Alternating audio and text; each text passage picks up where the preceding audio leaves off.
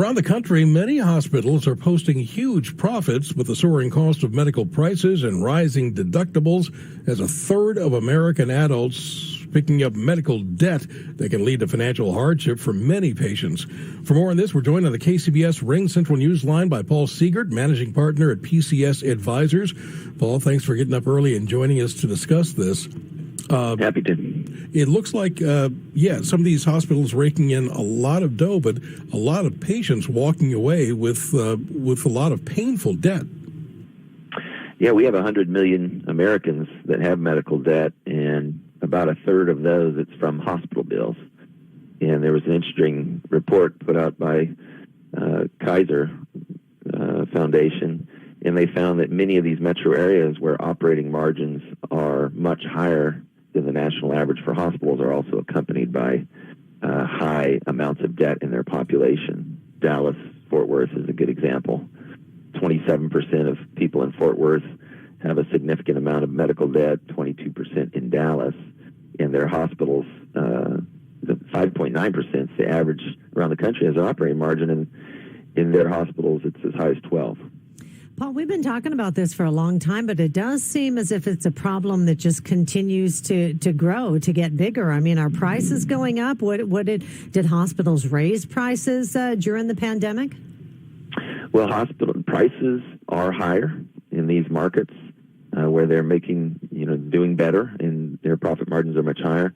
And then we also have the added impact of the way that plans have evolved. Hospitals blame it on insurers blame it on hospitals, but both play a role. If you look at our health plans today, in the last 12 years, deductibles have grown 87%, and that has pushed a lot of cost to consumers. So most of the people who have medical debt are insured, but they have a large share of cost. So you go into a hospital today, even if you have insurance, you're likely to leave with debt, is the unfortunate reality that many face. And I think for consumers, the most insidious part of that is hospitals are maybe the one service you use where you have no idea what they're charging you until you get out. That's right. And we have this transparency rule that kicked in January 1 of last year, and the compliance rate with that by hospitals is really abysmal. If you look at the largest chain in this country of hospitals, they're at 0% compliance as of this moment. And if you take the three largest hospital chains and average their compliance, it's 0.5%. At first, the fine was only $300 a day, so it really was very insignificant. And then they increased that this year to a maximum of $2 million. But when you see the balance sheets for these hospitals that operate in the billions, even $2 million is very insignificant. Mm-hmm. Paul, I remember when I was covered by my insurance under my husband, I never saw a bill. But like you just previously mentioned, most people, whether you have insurance or not, end up accruing some sort of medical debt. And now that's the case for me and for most people I know. Even if you have insurance, you still can be paying quite a bit of money, right? Absolutely.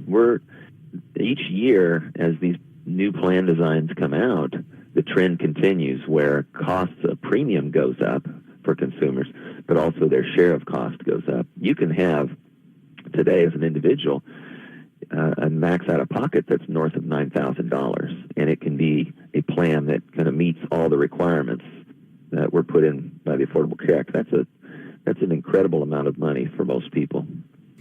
Paul, we have about 30 seconds left, but I also read in the report that you referenced from Kaiser that the model for these high-profit hospitals is because they charge the max they can for everything, including aspirin. That's right. And they treat different payers very differently. They charge, if you show up and you get your coverage from your employer, they're going to bill your health plan incredibly more. The national average is 224% more, according to a recent report by Rand, than what they'll pay, what they will charge a Medicare or Medicaid person for the exact same procedure in the exact same facility. That too is a growing problem. Paul, thanks so